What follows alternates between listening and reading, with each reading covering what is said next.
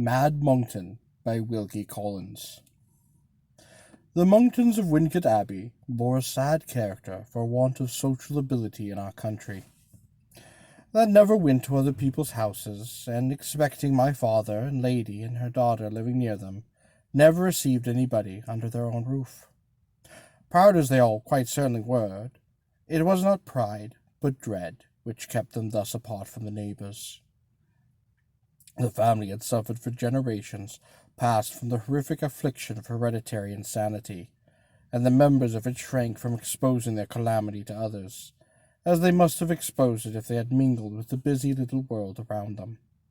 There is a frightful story of a crime committed in past times by two of the Monktons, near relatives, from which the first appearance of the insanity was always supposed to date.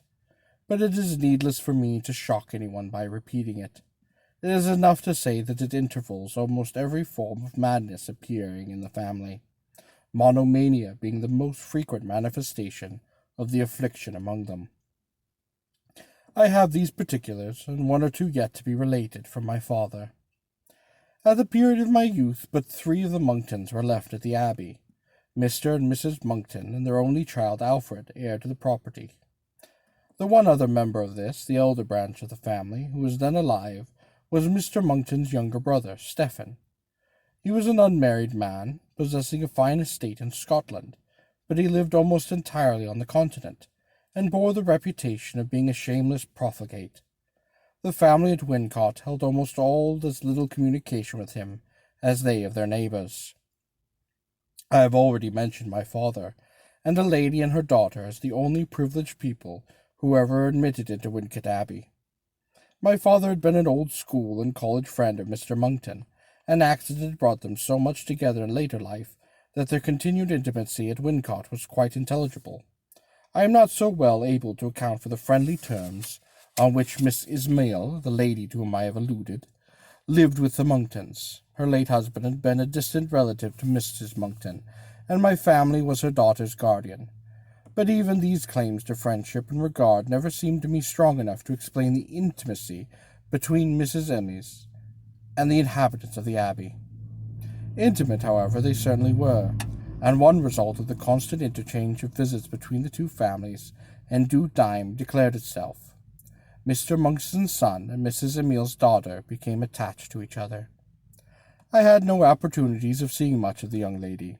I only remember her at the time as a delicate, gentle, and lovable girl, the very opposite in appearance, and apparently in character also, to Alfred Monkton. But perhaps that was one reason why they fell in love with each other. The attachment was soon discovered, and was far from being disproved by the parents on either side.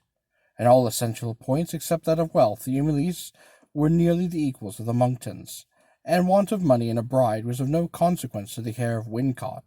Alfred, it was well known, would succeed to 30,000 a year on his father's death. Thus, though the parents on both sides thought the young people not old enough to be married at once, saw no reason why Ada and Alfred should not be engaged to each other, with the understanding that they should be united when young Monkton came of age in 2 years' time.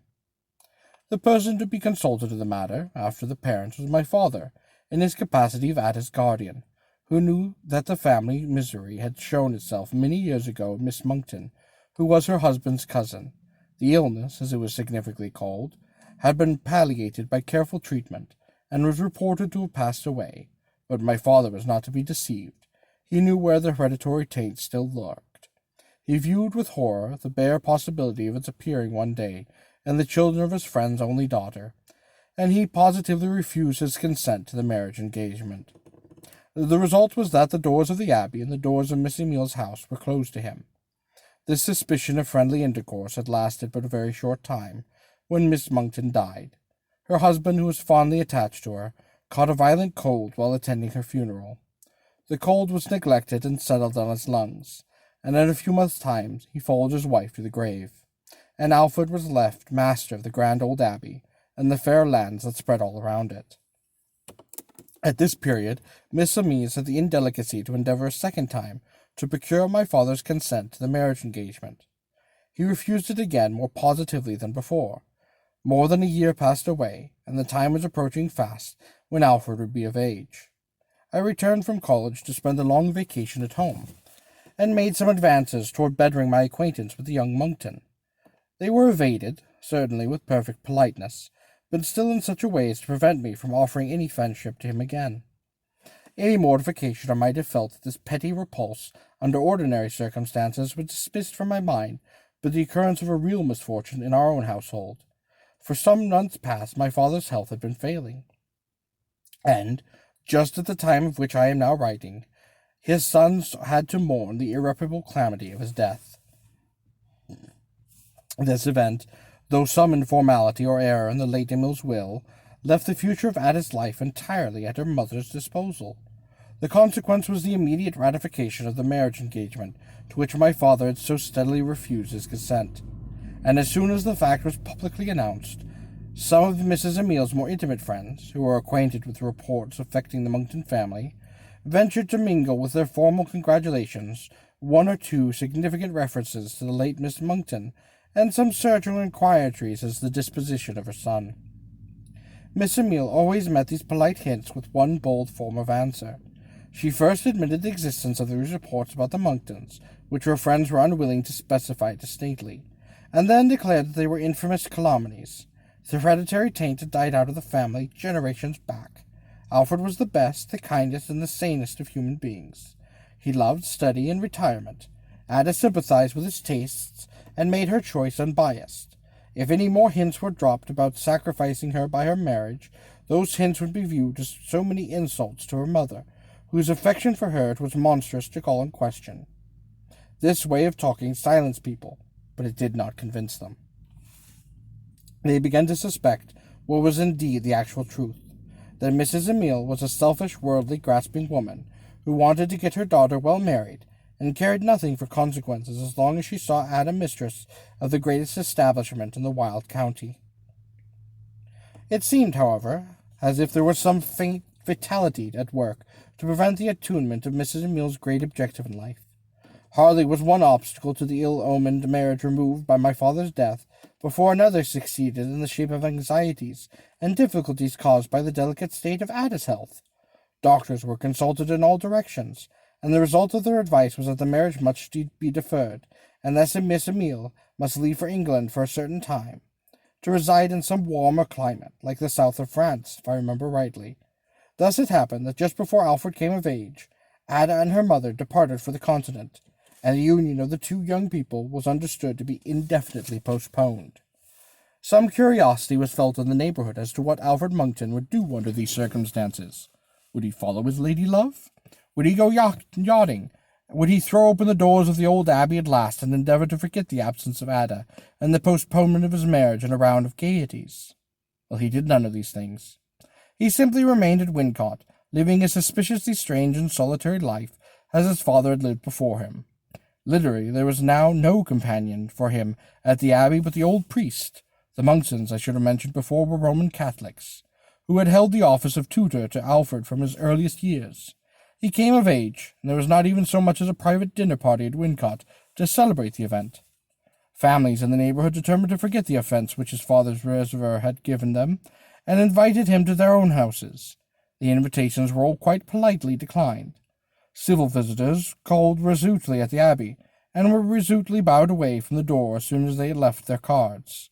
Under this combination of sinister and aggravating circumstances, people in all directions took to shaking their heads mysteriously when the name of Alfred Monkton was mentioned, hinting at the family calamity, and wondering peevishly or sadly, as their tempers included them, what he could possibly do to occupy himself month after month in this lonely old house. The right answer to this question was not easy to find. It was quite useless, for example, to apply to the priest for it. He was very quiet, polite old gentleman.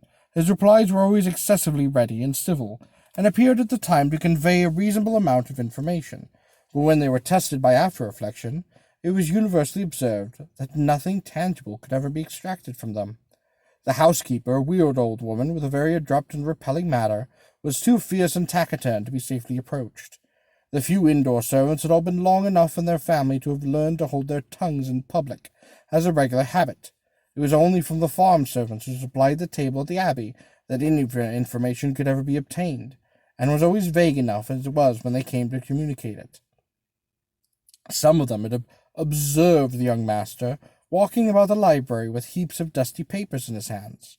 Others had heard odd noises in the uninhabited parts of the abbey, had looked up and had seen him forcing open the old windows, as if to let light and air into the rooms supposed to have been shut closed for years and years, or had discovered him standing on the perilous summit of one of the crumbling turrets, never ascended before within their memories, and properly considered to be inhabited by the ghosts of the monks who had once possessed this building.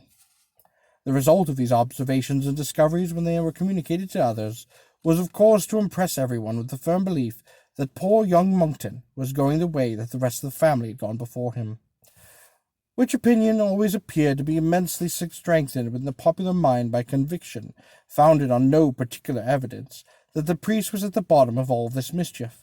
Thus far I have spoken from hearsay evidence mostly. What I have next to tell will be the result of my own personal experiences.